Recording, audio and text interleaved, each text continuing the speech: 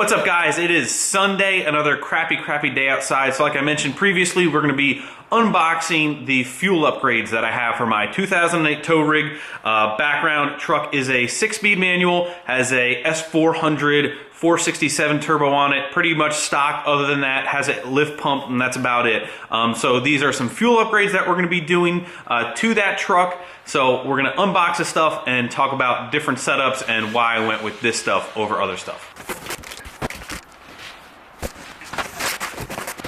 All right, so as you can tell, they are new injectors and a new CP3 pump for the 2008. So let me tell you exactly what I got, why I got it, and different options I could have taken for that specific truck.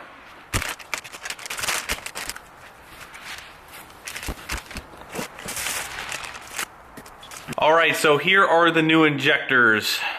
Seen one injector, seen them all. All right, so what is this stuff? Why did I choose this stuff? And where is this stuff from? So, as much as I hate to admit it, and I really still, this is not the route that I really wanted to go, but I feel like is the best choice for me personally. All right, so what these parts are, they are a Bosch certified reman new stock CP3, and same goes for the injectors. They are reman Bosch, genuine Bosch certified stock injectors. Now, let me answer the major question. Why didn't you get some aftermarket ones? Why didn't you get bigger horsepower ones? Why, if you might have seen, I just recently sold a 10mm Exergy pump, which was my original plan for this truck. My original plan that I've had for a little while going forward was going to be installing that 10mm Exergy pump and then getting some Exergy roughly 30, 45, 60% over injectors for this truck. With the 467 turbo that I had on there, that would have probably netted me an easy around roughly maybe 700 horsepower to the wheel, which is really what I wanted to go. It wasn't going to be too hot. Towing, I could turn that down. The injectors weren't really going to be super huge, but they really would let that turbo come to life a little bit better than what the stock fueling is doing now. The main reason why I chose this stock stuff is, like I said, the truck actually needs injectors, so I needed to do something quick. Now, if you have been following what I'm doing to the 05, I have some paintwork stuff coming up. That's going to obviously cost some money, and I'm going to be ordering new wheels very soon. So on top of that, the price difference in just injectors alone, was another $1,000 or so. So on top of all the other stuff that I have going on, getting new injectors, I already had the pump, but I ended up selling the pump for more than, like, say, what this stock one was for. So financially, personally, I felt it was better to just put stock stuff in there now. Later down the road, now that I have brand new injectors, I could always send them out, get them flowed, put nozzles on them a little bit later down the road. But for right now, with the season coming up, I really wanted to make sure the tow rig was in tip-top shape. This damn thing keeps focusing. The focusing is screwed. I can see it. It's freaking going in and out. All right, maybe that's better. There's a little more light on my face now. Maybe that'll help. All right, so one thing I do want to touch on in this video is the quality of the fuel system parts that you are going to be purchasing. Obviously, there are tons of options when it comes to injectors, fuel system parts. In common rail applications like 03 and up on Dodge, Ford and Chevy goes for the same thing. Common rail injectors, when you're comparing them to like 12 and 24 valves, they're quite a bit more pricey. So when somebody jumps from a second gen, say, to a third gen, they're looking at injectors, they're like, man, these things are expensive, but I really want to, add some power. The biggest piece of advice that I can give you is, I love Exergy products. There's other companies like S&S that are making great fuel system parts.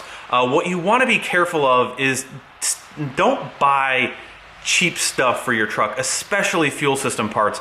Say you get new injectors and they're not up to par with quality and standards. if something happens to one of those injectors, hangs up, you honestly have the potential to melt down your motor.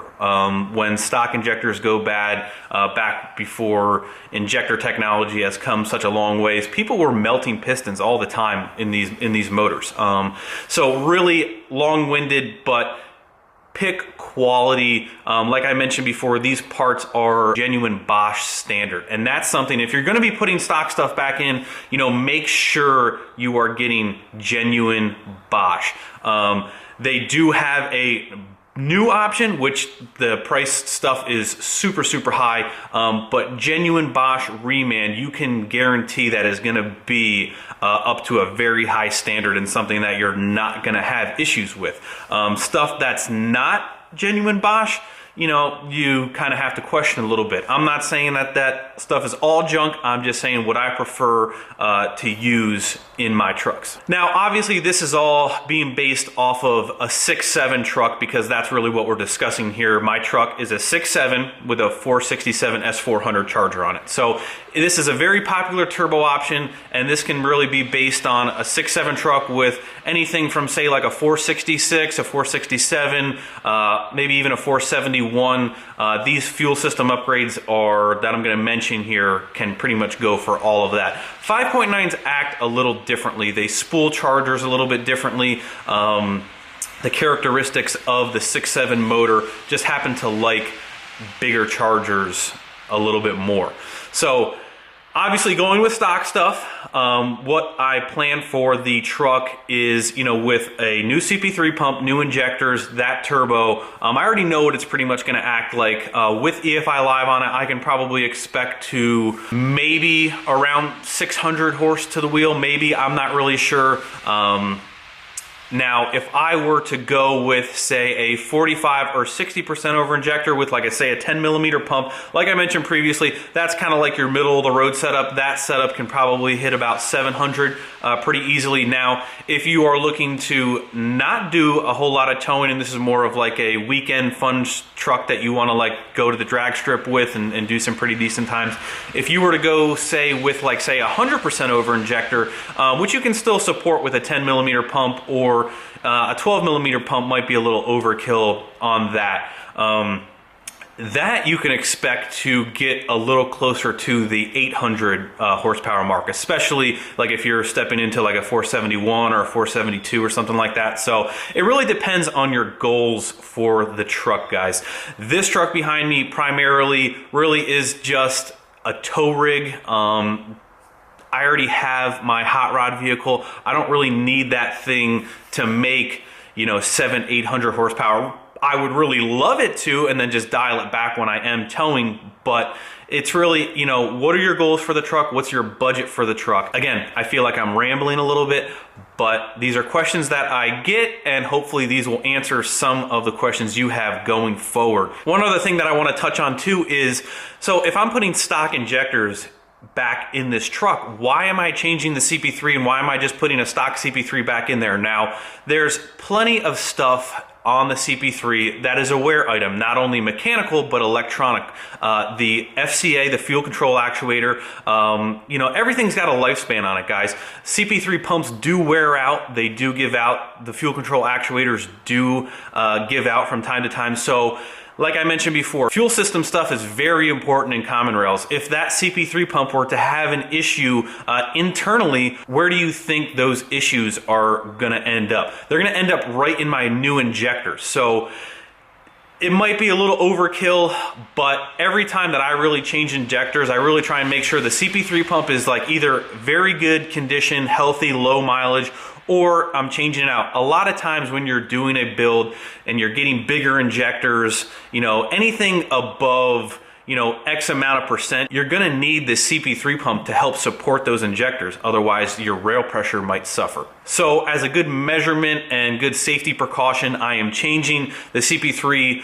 Even though it's still stock, I'm getting a new one with the new injectors to hopefully alleviate any possible potential issues that might arise. So I think that's pretty much it, guys. I think I hit all the topics and tips that I really wanted to try and give you guys. The install video will be coming hopefully soon, but you guys can see how crappy it is outside. I'm really gonna try and do both of these in one shot. Do separate videos, a CP3 install video, an injector install video, but I'm really gonna try and do it maybe in like a long weekend, maybe do like the pump Saturday, injector Saturday, and then the other one Sunday, something like that. So I really kind of want it to be a little bit nicer outside, so I have some light so you guys can see everything. I can take my time and show you guys each step. Again, like I always mention, these are just my opinions. This is what I feel comfortable doing to my truck. If you feel differently or have a little bit different method or use different parts, more power to you. I have no problem with that. This is just kind of through my experiences, like I said, what I feel comfortable with. So